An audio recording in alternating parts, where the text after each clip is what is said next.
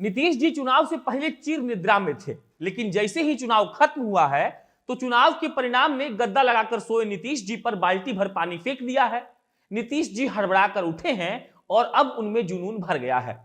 बिहार का विकास करने का नहीं, बल्कि अपनी राजनीतिक जमीन का विकास करने के लिए नीतीश जी को चाहिए अब फुल इज्जत।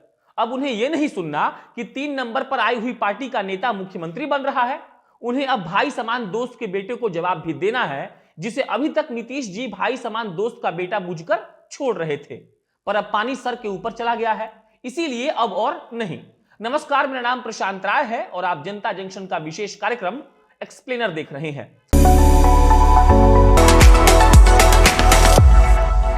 और आज बात नीतीश जी के उस जुनून की होगी जो अचानक उनके अंदर जाग गया है।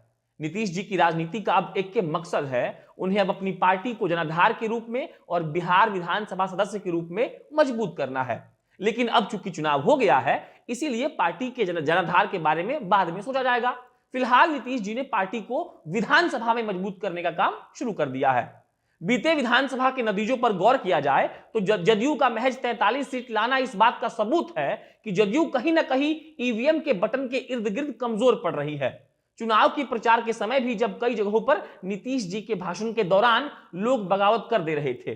नीतीश कुमार के पास करीब 50 वर्षों का राजनीतिक अनुभव है, लेकिन जिस प्रकार से इस राजनीतिक सफर में पार्टी की पकड़ ढीली हो गई है, वो बताता है कि पिछले सालों में नीतीश जी ने पार्टी को मजबूत करने पर ध्यान नहीं दिया।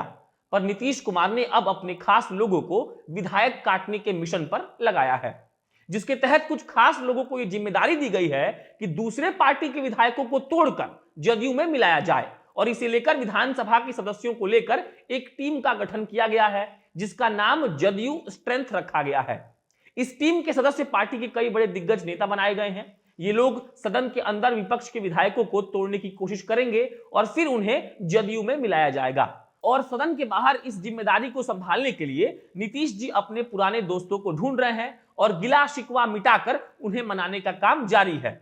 पिछले कुछ दिनों में नीतीश जी उपेंद्र कुशवाहा और पुराने दोस्त नरेंद्र सिंह से भी मिल चुके हैं। और इस बात को लेकर जब हल्ला हुआ कि कल तक नीतीश जी को गाली देने वाले उपेंद्र कुशवाहा आज सॉरी बाबू बोलने आए हैं, तो उपेंद्र कुशवाहा ने इसे लेकर यह सफाई दी थी कि यह बस एक मुख्यमंत्री जी के साथ औपचारिक मुलाकात था, जिसका कोई राजनीतिक मतलब नहीं निकाला जा सकता है। लेकिन जल्द ही जब यह बात मीडिया में आई कि नीतीश जी अपना कद बढ़ाने के लिए अपने पुराने दोस्तों को मिलने के लिए बुला रहे हैं, तो थोड़ी सी हंसी के साथ यह कहना गलत नहीं होगा कि राजनीति में संभावनाएं कभी खत्म नहीं होती हैं। खबर तो यह भी है कि नीतीश जी जहानाबाद की पूर्व सांसद अरुण कुमार और खगड़िया की पूर्व सांसद रेणु कुशवाहा तक भी पहुंचने के प्रयास में हैं, ताकि उनसे होकर उनके वोटरों तक पहुंचा जा सके।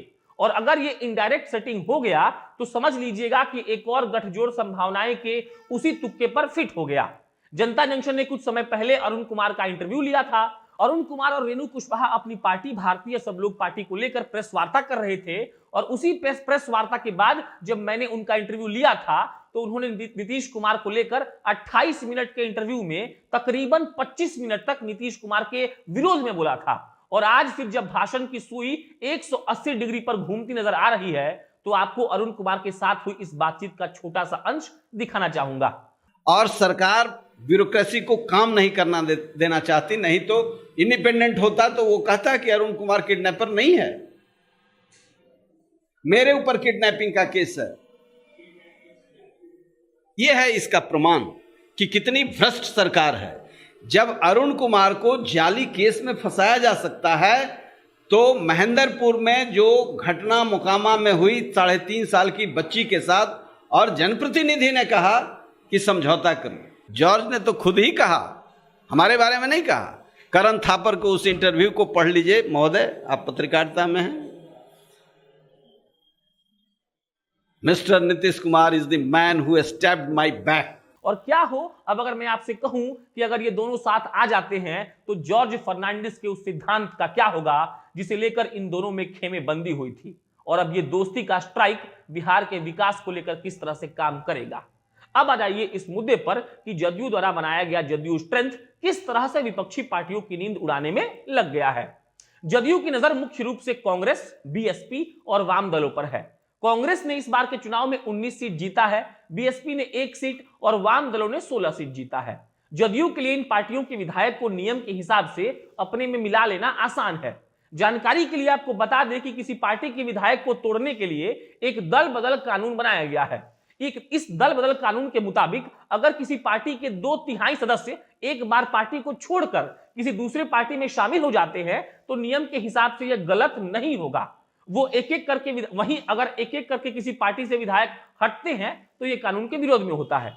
कानून यही कहता है कि 66% से कम की संख्या में किसी पार्टी के जीते हुए विधायक एक बार किसी दूसरे पार्टी में शामिल नहीं हो सकते, और अगर 66% से कम संख्या में विधायक दूसरी पार्टी में शामिल हो जाते हैं तो उनके ऊपर विधानसभा में कार्रवाई होती है। उनके मंत्री बनने पर तब तक रोक लग जाती है जब तक वो दोबारा चुनकर फिर से विधानसभा में नहीं आ जाते हैं।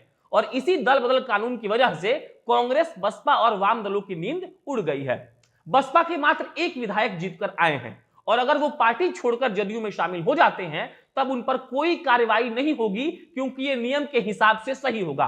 वाम दलों के पास 16 सीटें हैं और अगर 66% इसका निकाला जाए तो इसका होता है 11, यानी जदयू स्ट्रेंथ के सदस्य वाम दलों के 11 विधायकों को अगर मनाने में सफल हो जाती है तो वाम दलों का आधार ही कमजोर पड़ जाएगा। यह चुनौती कांग्रेस के पास भी है। 19 सीट के हिसाब से अगर 13 विधायक को जदयू की स्ट्रेंथ टीम काट लेती है तो वो सफल हो जाएगी, तो कांग्रेस भी सदन में कमजोर पड़ जाएगी और इसके विपरीत जदयू को सबसे ज्यादा फायदा हो जाएगा। इस सफलता के बाद जदयू के 43 नहीं बल्कि 68 विधायक विधानसभा में हो जाएंगे और इस छलांग के साथ जदयू भी मजबूती के साथ सदन में खड़ी हो जाएगी और अगले चुनाव को देखते हुए एक बड़ा राजनीतिक फायदा भविष्य में जदयू को मिल सकेगा। जदयू के पास एक चुनौती यह भी है कि वो क्षेत्रीय पार्टी होने के बावजूद 15 साल से सत्ता में है और राष्ट्रीय स्तर की पार्टी बीजेपी के साथ है। हालांकि बीजेपी की अच्छी पकड़ है और ये सहयोगी दल होने के नाते जदयू कहीं ना कहीं सता रही है कि सरकार गिर सकती है, लेकिन देर आए दुरुस्त आए का फॉर्मूला अगर जदयू पर काम कर जाएगी तो हो सकता है कि नीतीश जी की जदयू अच्छे से पैर पसार कर तैश में राजनीति कर पाएगी, वरना सत्ता कब हाथ से निकल जाएगी इसे लेकर लगातार नीतीश जी को बुरे सपने आ ही रहे होंगे। आज का एक्सप्लेनर यही समाप्त होता है। ये स्क्रिप्ट हमारे लिए अमन शर्मा ने लिखा है। मेरा नाम प्रशांत राय है। आप जनता जंक्शन देख रहे थे। बहुत बहुत धन्यवाद।